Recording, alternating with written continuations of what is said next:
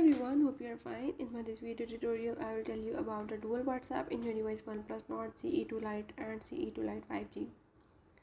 So if in this device, if you want to install a dual WhatsApp, or you want to download a second WhatsApp, or you want to do the second settings of the dual WhatsApp, you can do this by the method as I will show you. So before that, if you are new here, don't forget to subscribe and press the bell icon. Follow the steps and watch complete video and you will learn about the dual WhatsApp settings. Let's watch it.